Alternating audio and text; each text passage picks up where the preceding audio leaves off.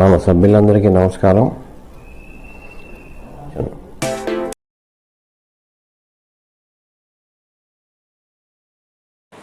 Hi friends, this is Sahadev Varma.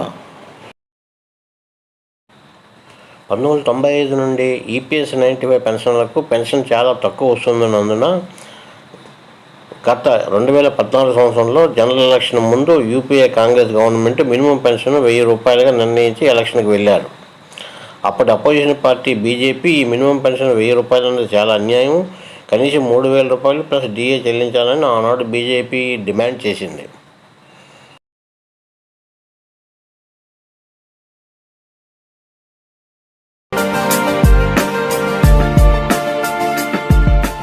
सरकार हमेशा मजदूर विरोधी रही है, अब मजदूरों के साथ और एक छलावा करने जा रही है. आने वाले कैबिनेट के मीटिंग में जो ईपीएस 95 इसमें मिनिमम पेंशन 1000 करने को जा रहे हैं. ₹1000 केवल. भारतीय जनता पार्टी मांग करती है कि ये 1000 नहीं बल्कि 3000 रुपये मिनिमम पेंशन होना चाहिए. 1000 रुपये मिनिमम पेंशन करना ये मजदूरों के साथ धोखा होगा और एक करते हैं कि कम से कम 3000 रुपये पेंशन होना चाहिए और वो महंगाई से जुड़ना चाहिए. It must be index to the inflation. हिसाब किया कि जैसे मालिक 8.33 देता है एम्प्लॉयर, वैसे ही अगर सरकार भी 8.33 देगी तो मिनिमम पेंशन 3000 हो सकता है और उससे ज्यादा वो महंगाई से इंडेक्स भी हो सकता है. We totally denounce this.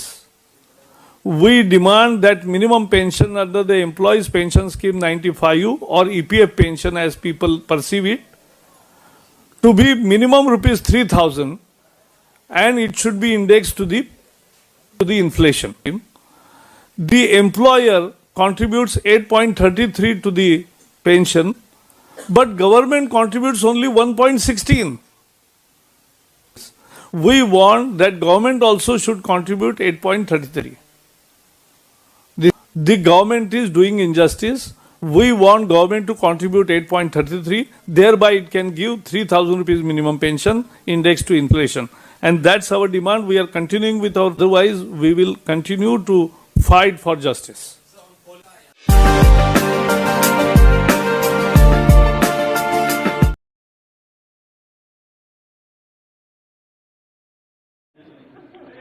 EPF pension योजना हमें मालूम है, कभी ऐसे केसेस मेरे सामने आया जब 2014 के बाद में आया बेटा, किसी को पेंशन 7 रुपये मिल रही थी, किसी को 25 रुपये, किसी को 50 रुपये, किसी को 250 रुपये. ये देश में चलता था. मैंने कहा भाई इन लोगों को ऑटो रिक्शा में वो पेंशन लेने जाने का भी खर्चा उससे ज्यादा होता होगा. किसी ने मांग नहीं थी, किसी मजदूर संगठन ने मुझे आवेदन पत्र नहीं दिया था.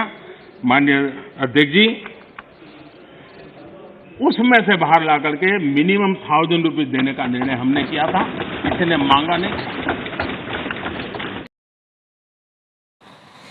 ఆ రోజు నుండి 2014 నుండి ఈ రోజు వరకు దేశవ్యాప్తంగా ఎన్ఈసీ ఆధ్వర్యంలో గత 10 ఏళ్ల నుండి మినిమం పెన్షన్ 7500 రూపాయలు ప్లస్ డిఏ చెల్లించాలని ఈపీఎస్ 95 పెన్షన్లు దేశవ్యాప్తంగా వివిధ రకాలుగా ఆందోళనలు, పోరాటాలు, ర్యాలీలు, నిరాహార దీక్షలు చేస్తూనే ఉన్నారు. राजधानी दिल्ली का मौसम सर्द हो चला है, लेकिन दिल्ली में विरोध प्रदर्शनों की गर्मी जारी है. पिछले 3 दिन से भीखाजी कामा प्लेस में एम्प्लॉयज प्रोविडेंट फंड ऑर्गेनाइजेशन यानी ईपीएफओ के दफ्तर के बाहर सैकड़ों बुजुर्ग जमे हुए हैं. देश के अलग अलग इलाकों से आए ये लोग मांग कर रहे हैं कि उनकी पेंशन बढ़ाई जाए. नौकरी के दौरान कटने वाले एम्प्लॉयज प्रोविडेंट फंड का एक हिस्सा पेंशन के खाते में जाता है, लेकिन रिटायरमेंट के बाद इस पैसे से जो पेंशन मिलती है वो इतनी कम होती है कि उसका कोई मतलब रह नहीं जाता. आज के दौर में 300 से लेकर 1000 रुपए पेंशन क्या होती है? 2014 में केंद्रीय कैबिनेट ने 1 साल तक 1000 रुपए प्रति माह पेंशन देने का फैसला किया था, जिसे 2015 में आगे के लिए भी बढ़ा दिया गया. लेकिन इन लोगों को तो वो भी नहीं मिल रही.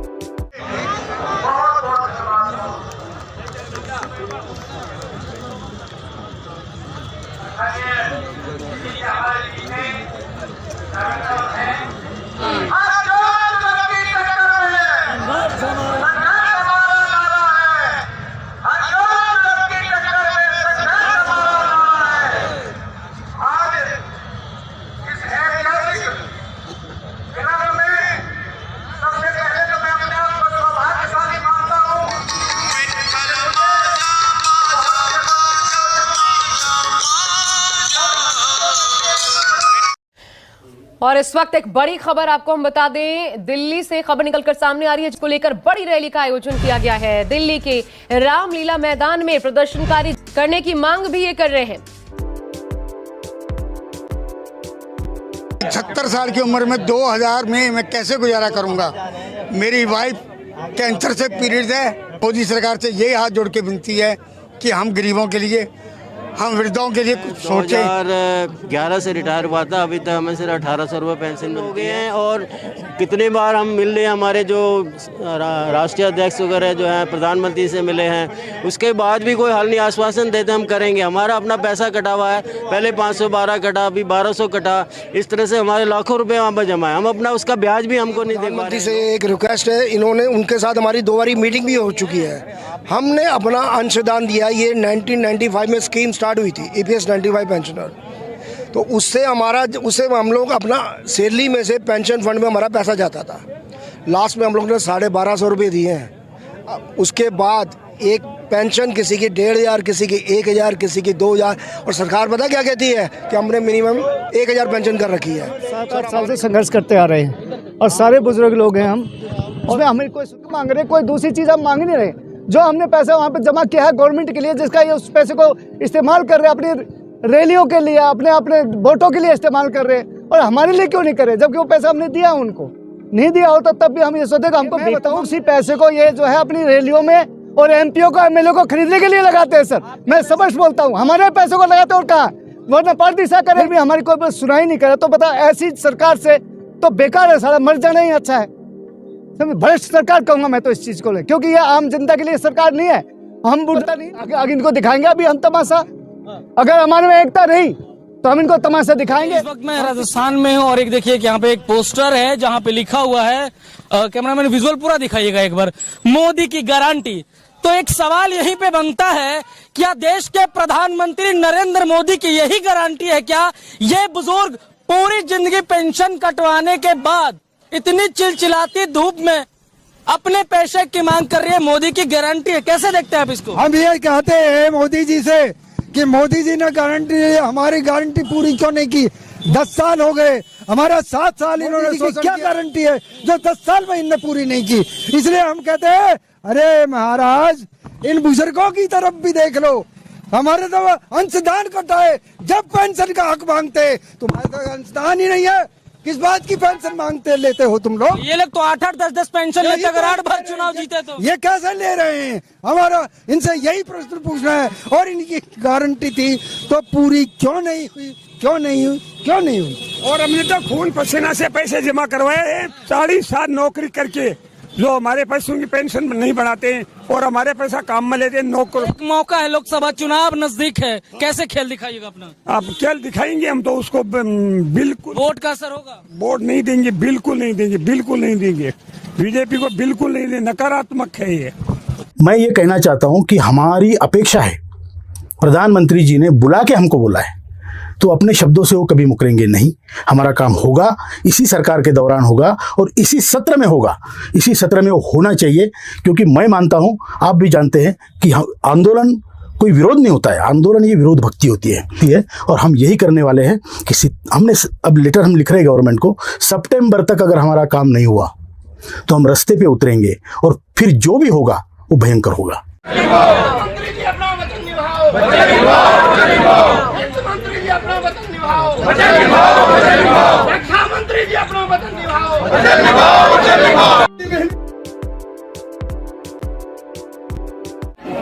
माता की नहीं किसी से भीख मांगते, नहीं किसी से भीख मांगते। हम आज 10 साल से मैं पेंशन के मामले में राष्ट्रीय संघर्ष मोर्चा में काम कर रहा हूँ। आज जो इतना बड़ा सैलाब है, सैलाब दिखा दीजिए माननीय प्रधानमंत्री जी को। और ये गरीबों का सैलाब है, ये सैलाब हमारी पेंशन माननीय मोदी जी जल्द से जल्द करें। और अगर नहीं करते हैं तो लोकसभा का जो हालम हुआ, इनकी बहुमत सिद्ध नहीं हुई है, तो विधानसभा में भी इनकी बहुमत सिद्ध नहीं होगी जब तक ये पेंशन का काम नहीं करेंगे। कहना चाहूंगी कि हमारी उम्र 60 साल की हो गई है, हमको कोई मेडिकल फैसिलिटी नहीं। अब दोनों पैर का ऑपरेशन करवाए हैं, 2 महीना हुआ, उसके लिए भी हम यहाँ पर आए हैं राहुल सर के साथ में, लेकिन हमको कोई मेडिकल फैसिलिटी नहीं है। हम लोग 1000 में क्या करें, क्या खाएं या मरे। 60 साल की उम्र में कोई नौकरी नहीं देता, कोई इंश्योरेंस नहीं मिलता, कोई फॉर्म नहीं देता हमको, कहाँ जाए। हमारा कहाँ तो सुनवाई होनी चाहिए। नहीं सुनवाई करेंगे तो क्या हम ऐसे ही मर जाए? या तो हमको मार दो या तो हमको पेंशन दो। हमसे लड़ाई कर रहे हैं लेकिन हमारी कोई सुनवाई नहीं होती। क्यों सुनवाई नहीं होती? हम हमारे साथ में बुजुर्ग लोगों से वो पेंशनर का बात क्यों नहीं करते? 100 लोग जाते हैं, हाँ काम करेंगे करेंगे बोलते हैं, लेकिन हमारा काम क्यों नहीं होता है? हमारा काम होना चाहिए ना। अभी भी बुजुर्ग और क्या करें, कितना रिक्वेस्ट करें। मीटिंगें होती है, कई बार आते हैं कई बार जाते हैं, लेकिन कोई फायदा नहीं है कि कहीं तो न्याय मिलेगा। और क्या करें हम लोग? मोदी साहब को एक ही रिक्वेस्ट है कि हमारी पेंशन मानी जाए, 7,500 हमको बेसिक दिया जाए और हमें मेडिकल फैसिलिटी दी जाए। उनसे हाथ जोड़ के यही रिक्वेस्ट है। अगर हमको अब की बार न्याय नहीं मिला तो आगे बार हम दिखा देंगे। बुजुर्ग हमारे 75 लाख लोग हैं, कोई भी कहीं से को वोट नहीं करेगा। जो हमारा काम करेगा वही देश में राज करेगा, जो हमारा काम करेगा वही देश में राज करेगा। मोदी साहब अभी आपको सुनना ही पड़ेगा। 9 बार दिल्ली में आया हूँ। पिछली बार हमको मोदी जी ने कहा था कि मेरी गारंटी है, और उन्होंने 2 बार हमको बताया कि तुम्हारा काम हो जाएगा, और हमको हमारा काम नहीं हो गया है। इसलिए उनका गारंटी का हमने लोकसभा इलेक्शन में उनको बराबर समझा दिया है। EPS 95 वालों ने सभी ने देश भर में EPS 95 वाले ने उनका गारंटी का मतलब दिखा दिया है। उनको उनकी सीटें कम कर दी है, हमारे EPS 95 वाले ने ही कर दिए है। अभी हमारे महाराष्ट्र में इलेक्शन है, महाराष्ट्र में अभी 3 महीने के बाद इलेक्शन है। हम सब EPS 95 वाले, हमारे अध्यक्ष कमांडर अशोक राउत जी कह रहे हैं कि तुम्हारा 31 अगस्त तक काम नहीं होगा, तो हम सब EPS 95 वाले महाराष्ट्र में वो सरकार को दिखा देंगे कि EPS 95 पेंशनर क्या ताकत है। मैंने आज तक कितनी बार मुलाकात दी मुझे ही पता नहीं है। इतनी बार मुलाकात दी मैंने तो भी उसका कुछ नहीं हुआ। क्यों भला? तो हमारा पैसा है, हमें वापस दे दो। हमें कोई जरूरत नहीं तुम्हें दादा दादी की लाड करने की। हमारा खुद का पैसा है, हमें चाहिए। हम तुम्हें हमारे लिए उपकार नहीं करते, तुम पैसा देते तो। हमने जो काम किया है उसका पैसा हम मांग रहे हैं। और मोदी जी तुम्हें हम नमन करते हैं, आदर करते हैं, पर एक बात ध्यान में रखना, जो बुजुर्ग लोगों ने जो ये तगादा कर दिया ना, तो बुजुर्ग कुछ भी कर सकता है। प्रधानमंत्री है, वो बुजुर्ग नहीं है क्या? बोलो तो हमारे उम्र के नहीं है क्या प्रधानमंत्री? क्यों नहीं हमारा काम कर रहे? अरे हम इतने लोग हैं, सब लोग इतनी की लाज नहीं रखते। तुम जो जवान हो के लाज नहीं रखोगे तो बूढ़े का क्या होगा इस देश में? तो तुम ये करो, सबको गोली मारने का आदेश दे दो, तो बूढ़े का नामो निशान मिट जाएगा। बूढ़ा रहेगा ही नहीं अभी दुनिया में। तुम ये काम करो। अच्छा, हम लोगों की कोई ऐसी बड़ी मांग नहीं है। हमारी मांग तो ये है कि हमको जो है 7,500 रुपये महीना पेंशन दिए और मेडिकल फैसिलिटी दी जाए। जब 2014 में कोश्यारी कमेटी ने ये रिपोर्ट दे दी थी कि आपको जो है 3,000 रुपये महीना पेंशन मिलेगी और उसके बाद आपको DA मिलेगा, वो अगर लागू हो गई होती तो अब तक तो 8-9 हज़ार रुपये वैसे ही पेंशन हो जाती। अच्छा, मोदी जी का ये है, मोदी जी ने कई बातें कही अभी रिसेंट। गंजड़ी बनो, सरकार तुम्हारी जिम्मेदारी लेगी। और जो बूढ़े लोग हैं जिनका पैसा इनके पास है उसको दबा के रखा है, और जो बूढ़े लोग हैं उनको बोलते हैं तुम वृद्धाश्रम खोलेंगे। अबे मेरा पैसा दे, वृद्धाश्रम मैं खोल लूंगा, मुझे खोलना है तो। मतलब ये हमें स्वाभिमान की जिंदगी जीना देने नहीं चाहते, ये चाहते हैं कि आश्रित बन के रहे, इनकी दया पे जिए, कि नहीं हमारा पैसा चुराएंगे, वो दबाएंगे और वो लुटाएंगे। ये गलत है कि सही है? सही है। ये बंद होना चाहिए कि नहीं चाहिए? बंद होना चाहिए। कौन है, हमारे है या दुश्मन है? कोई भी सरकार हो, किसी की भी सरकार हो, कंपटीशन लगी है, फुकट क्या देना है। और जिसका पैसा है उसको कुछ नहीं। मैं ये कह रहा हूं इसलिए क्योंकि पैसा हमारा है। तुम किसको फुकट देते हो और कौन फुकट लेता है, दैट इज योर प्रॉब्लम। और हमारा प्रॉब्लम यह है कि हमारे कमाई में से तुम दूसरे को जमाई बना रहे हो। ये तो ठीक बात है क्या? और इसीलिए हमने अभी ठान लिया है कि हमें इंडिया आएगी, जाएगी, बनेगी, सरकारें आएगी, बिगड़ेगी। इस देश का नागरिक हम चाहते हैं हमारी बची हुई 5-7 साल की जिंदगी हम स्वाभिमान से जिए और हम स्वाभिमान से मरे, ये चाहते हैं हम ये नहीं चाहते कि हमें वृद्धाश्रम में भेजा जाए। हम कमाया हुआ खाएंगे और अपने 4 दोस्तों के कंधे पे स्वाभिमान से जाएंगे। आपको ये मंजूर है या फुकट चाहिए? हम किसी से भीख नहीं मांगते, अपने हक का पैसा मांग रहे हैं, और जो देने वाले हैं वो फुकट में ले रहे हैं, फुकट में ले रहे हैं। पेंशन, भत्ते, पैसा, ऐसे लोग, और उन्हीं से हमें न्याय मांगना पड़ रहा है। साहब हमारी पेंशन का कुछ करो।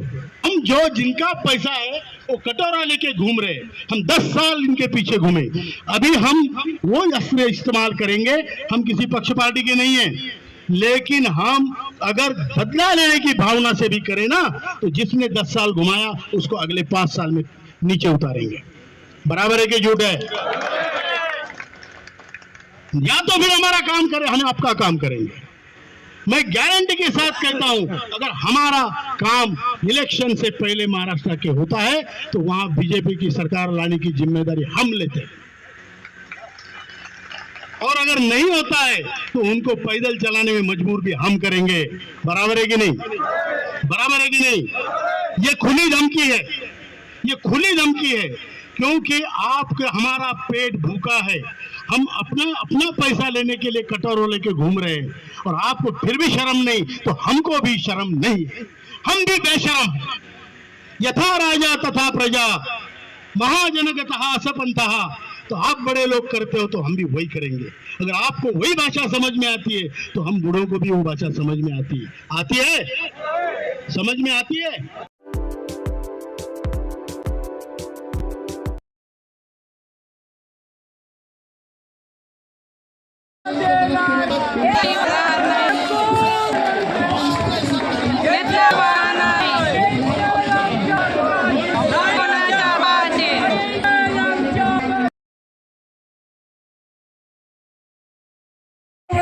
हम तुम्हारे साथ हैं। दोनों हाथ उठाओ, ऊंचा उठा के, दोनों हाथ उठा के, कमांडर साहब आगे बढ़ो, हम तुम्हारे साथ हैं। कमांडर साहब आगे बढ़ो, हम तुम्हारे साथ हैं। आपने मुझसे कह दिया, मुझसे तो हम कुछ भी कह सकते हैं। अब एक बार और नहीं, जहाँ कमांडर साहब बुलाएंगे वो हम पैरों से चल के आएंगे। मुझसे तो कोई कुछ नहीं कह देता। एक बार फिर कमांडर साहब आगे बढ़ो, हम आपके साथ हैं। कमांडर साहब आगे बढ़ो, नारे बोला जाएंगे, हम सब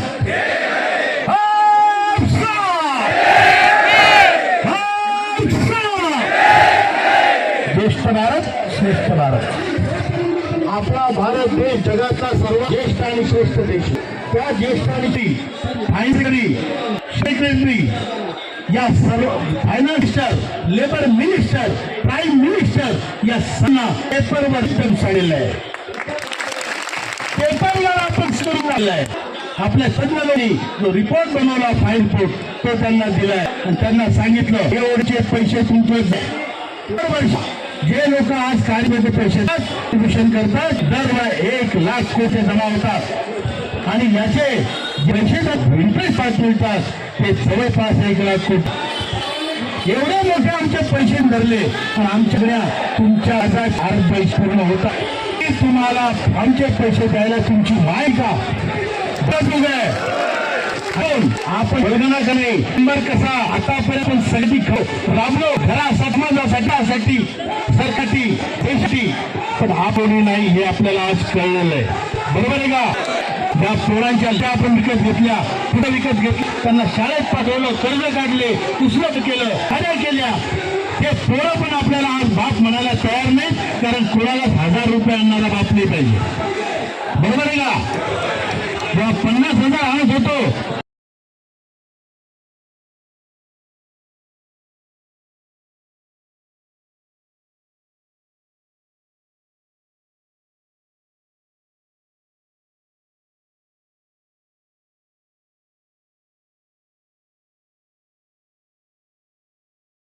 పెన్షన్స్ తో నరక యాత్ర అనుభవిస్తా ఉన్నాము మరి మోడీ గారికి తెలియదా లేకపోతే అమిత్ షా గారికి తెలియదా ఆర్థిక మంత్రికి తెలియదా మన పరిస్థితి ఈ రోజున వృద్ధాప్యంలో ఉన్న ఇద్దరు దంపతులు బతకాలంటే ఈ రోజున ప్రభుత్వం పెంచే ధరల వల్ల కానీ ఒక సిలిండర్ ధర తీసుకుంటే 1200 రూపాయలు ఉంది పప్పు ధర తీసుకుంటే 200 ఉంది కనీసం జీవించాలంటే ఇద్దరు భార్యాభర్తలకి కనీసం 9,000 ఉండాలని చెప్పేసి మన ఆల్ ఇండియా పెన్షనర్స్ అసోసియేషన్ తరఫున మన సంగారెడ్డి జిల్లా తాపరపాయ అసోసియేషన్ తరఫున మనం ఈ ధర్నా చేస్తా ఉన్నాము మనం కనీస పెన్షన్ ఏదైతే ఉందో అది 9,000కి చేయాలని చెప్పేసి అలాగే ఆ పెన్షన్ మీద ప్రతి 3 నెలలకి 6 నెలలకి డిఏ ధరలకు అనుకూలంగా పెంచితే బాగుంటుందని చెప్పేసి భార్యాభర్తలిద్దరికీ మెడికల్ ఫెసిలిటీ కల్పించాల్సిన అవసరం ఈ ప్రభుత్వాల మీద ఉందని తెలియజేసుకుంటూ అలాగే మన పెన్షనర్స్ పట్ల రీసెంట్గా రిటైర్ అయ్యే వాళ్ళకి ఒరిజినల్గా రావాల్సిన పెన్షన్ 20,000 30,000 40,000 50,000 ఉంటే ఆ విధంగా ఇమ్మని కూడా సుప్రీంకోర్టు జడ్జిమెంట్ ఇచ్చిన తర్వాత కూడా ఇంతవరకు ఈ ప్రభుత్వం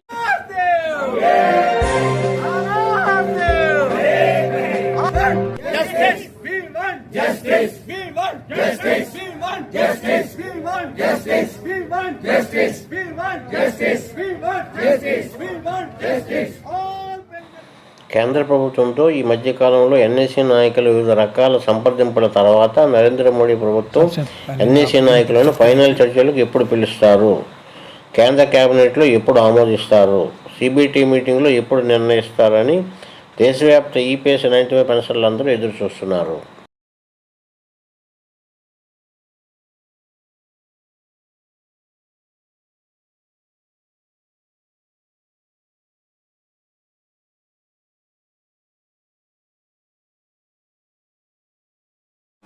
Let us hope for the best.